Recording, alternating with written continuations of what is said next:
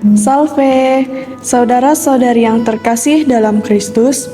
Perkenalkan kami dari kelompok 3 yang beranggotakan Veronica, Filomena Mieritasari, Hariman, Hermina Tawa, Heri Septian, dan Yohanes Hendri Vendianto.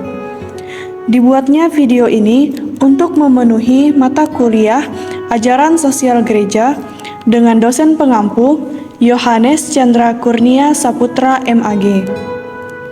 Sebelumnya, apakah saudara-saudari tahu apa itu bayi tabung? Di sini kelompok kami akan menyampaikan bagaimana pandangan Gereja Katolik tentang bayi tabung. Bayi tabung yang disebut juga dengan in vitro fertilization atau IVF adalah salah satu penanganan masalah infertilitas pada pasangan yang ingin memiliki anak. Bayi tabung dilakukan dengan mempertemukan sel sperma dan sel telur atau pembuahan di luar. Singkatnya, setelah sel telur berhasil dibuahi oleh sperma di luar tubuh dan menjadi embrio, maka embrio tersebut akan dipindahkan ke dalam rahim wanita. Jika embrio sudah menempel di dinding rahim, maka janin akan tumbuh dan dilahirkan 9 bulan kemudian seperti kehamilan pada umumnya. Bayi tabung merupakan metode yang bisa membantu orang tua yang menginginkan keturunan akan tetapi memiliki hambatan.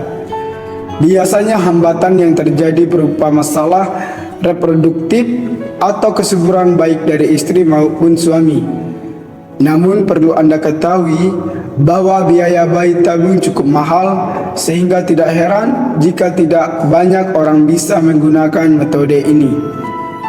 Sebelum melakukan proses bayi tabung, biasanya pasangan suami istri akan melakukan serangkaian pemeriksaan terlebih dahulu. Salah satunya adalah pemeriksaan untuk menentukan seberapa besar peluang kehamilan dengan hubungan seksual. Biasa sebelum merekomendasikan menggunakan metode ini. Jika hasilnya peluang cukup kecil, maka barulah bayi tabung menjadi opsi terakhir. Berikut ini ada beberapa kondisi umum yang memerlukan penanganan dengan bayi tabung, yaitu sebagai berikut. 1.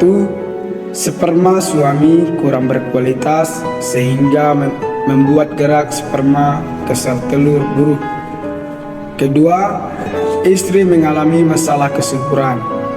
Ketiga, istri mempunyai cadangan ovarium rendah sehingga hanya sedikit sel telur yang berkualitas.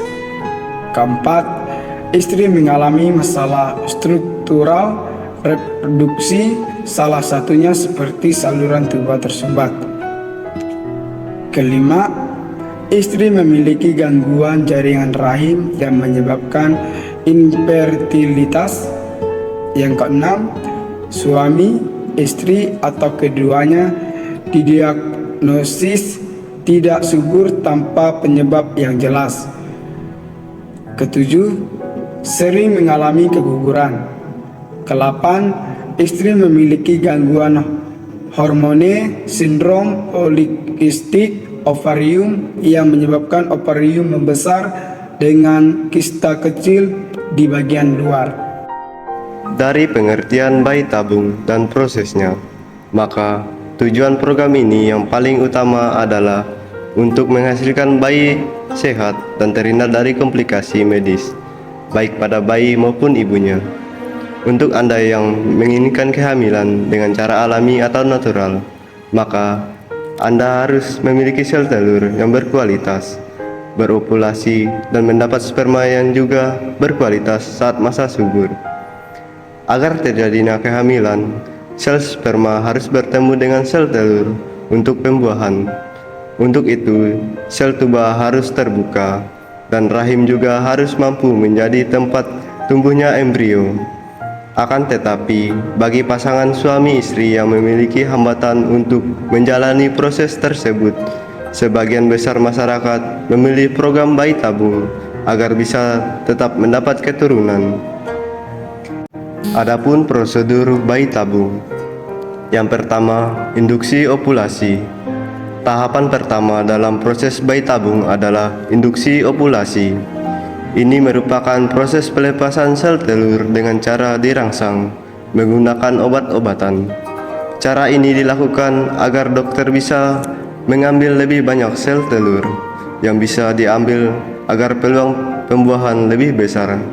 Yang kedua, pengambilan sel telur. Jika proses indukasi ovulasi berhasil, dokter akan mengambil sel telur dari ovarium dan evaluasi dari nilai kualitas. Selanjutnya, sel telur akan disatukan dengan sel sperma yang sebelumnya sudah diambil dan ditempatkan dalam wadah khusus. Yang ketiga, pembuahan. Sel telur dan sel sperma yang telah melewati proses evaluasi dan seleksi selanjutnya akan disatukan dalam inkubator. Hal ini bertujuan agar terjadinya pembuahan yang berlanjut dan pembentukan embrio. Yang keempat, persiapan embrio. Jika proses pembuahan berhasil, maka akan menghasilkan embrio. Selanjutnya, embrio yang dihasilkan dari program bayi tabung ini akan dievaluasi. Embrio yang berkualitas dan sehat akan dipilih untuk ditanamkan pada tahap berikutnya.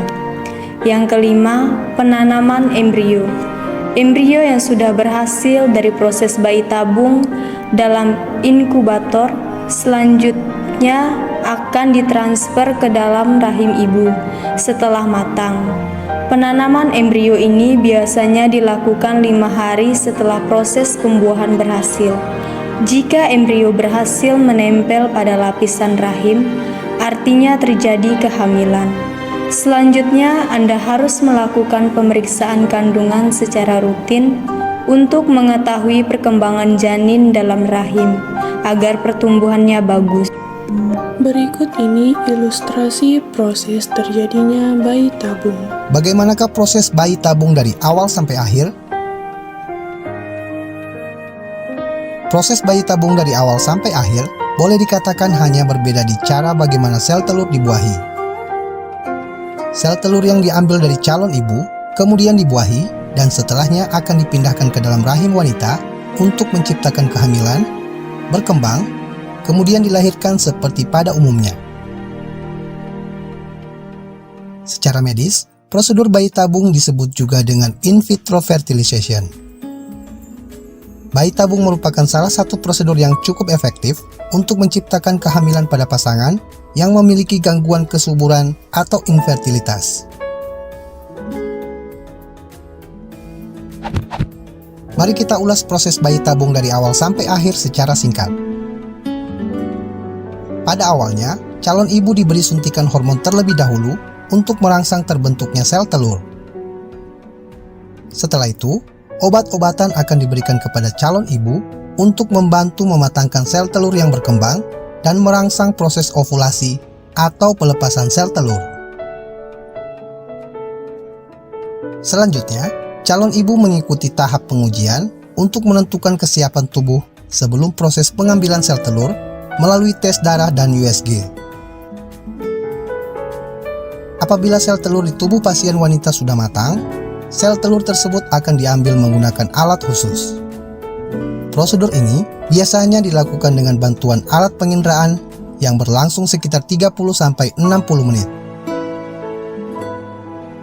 Selanjutnya, sel telur akan dipertemukan dengan sperma calon ayah. Sperma ini biasanya diambil di hari yang sama dengan pengambilan sel telur. Lama proses pembuahan ini sekitar 16-20 jam. Kemudian, sel telur yang telah dibuahi akan disimpan dan dipantau di laboratorium selama 3-5 hari.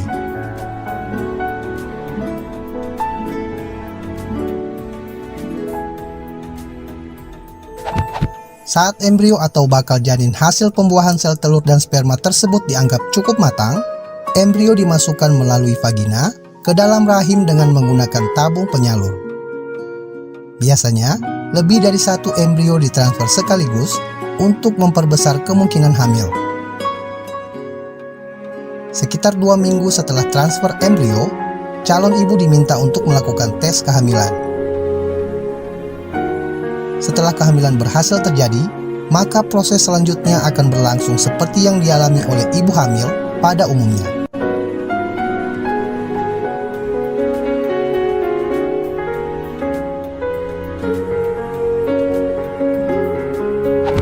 Proses bayi tabung dari awal sampai akhir tentu saja tidaklah sederhana. Proses ini membutuhkan waktu sejak proses konsultasi ke dokter sampai pada masa observasi setelah proses penyuntikan embrio ke dalam rahim. Selain itu, dari berbagai sumber, perkiraan biaya untuk prosedur bayi tabung di Indonesia berkisar antara 60 hingga 100 juta rupiah. Biaya tersebut di luar biaya prosedur atau tindakan lain dan obat-obatan jika dibutuhkan. Adapun pandangan Gereja Katolik tentang bayi tabung yaitu praktek IVF atau bayi tabung tidak sesuai dengan ajaran Gereja Katolik karena beberapa alasan, yaitu umumnya IVF atau bayi melibatkan aborsi karena embrio yang tidak berguna dihancurkan atau dibuang. Konsili Vatikan II Gaudium et Spes artikel 27. Selain itu, apa saja yang berlawanan dengan kehidupan sendiri, misalnya bentuk pembuahan yang manapun juga, penumpasan suku, pengguguran atau aborsi, itu semua dan hal-hal lain yang serupa memang perbuatan yang keji dan sangat berlawanan dengan kemuliaan Sang Pencipta.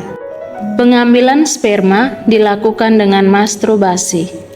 Masturbasi merupakan perbuatan dosa dan tidak pernah dibenarkan. Menurut Katekismus Gereja Katolik, artikel 2352 mengatakan, masturbasi adalah rangsangan alat-alat kelamin yang disengaja dengan tujuan membangkitkan kenikmatan seksual.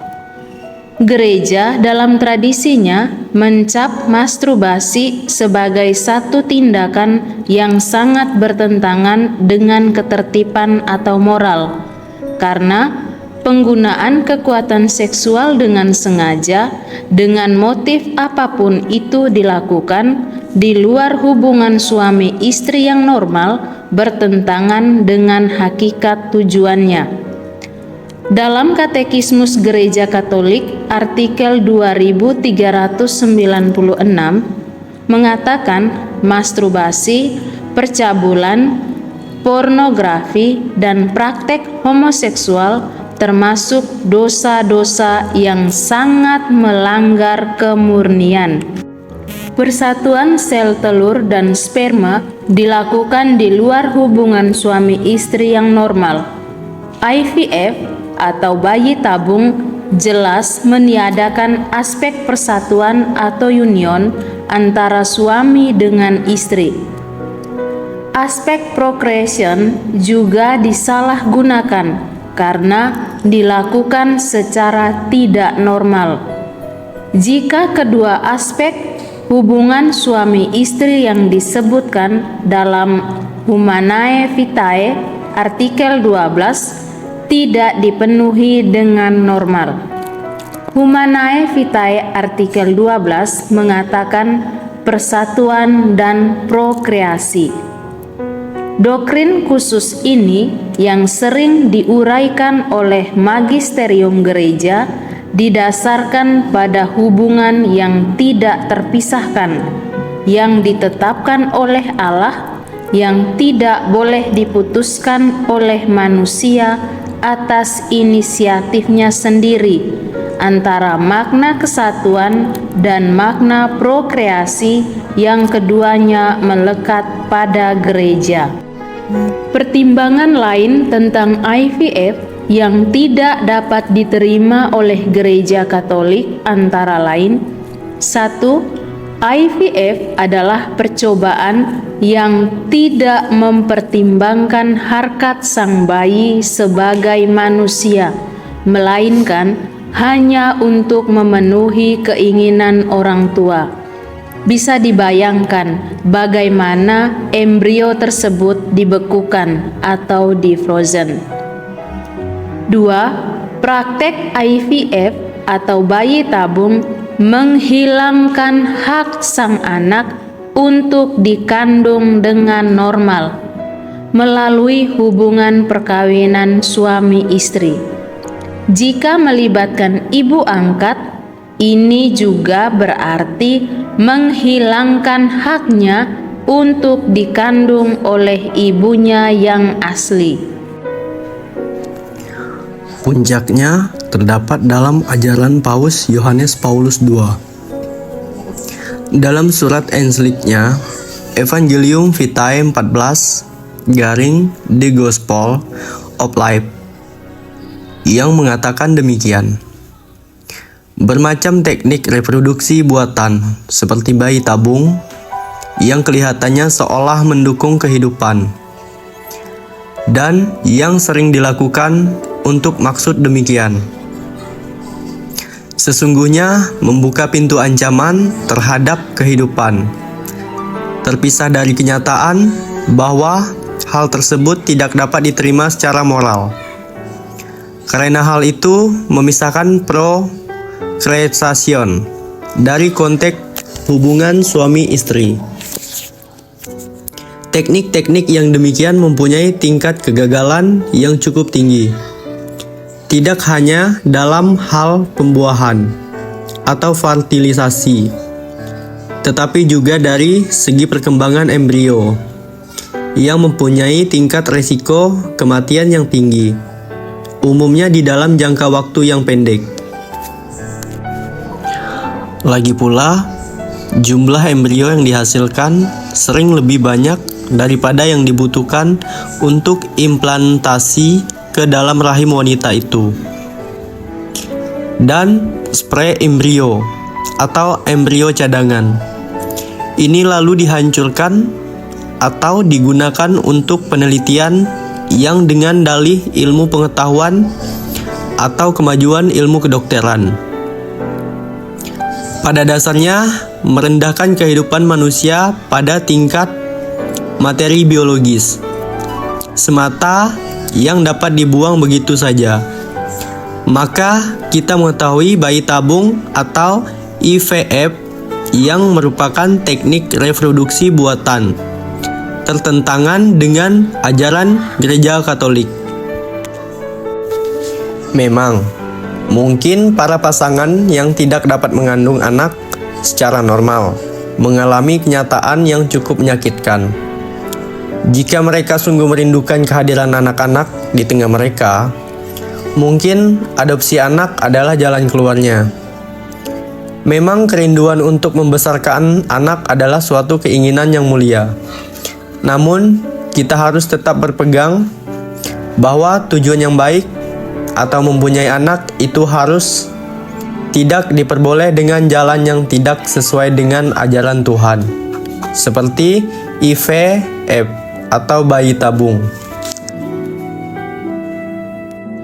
Pada akhirnya, Gereja Katolik melihat bahwa praktek IVF atau bayi tabung tidak sesuai dengan ajaran Gereja Katolik.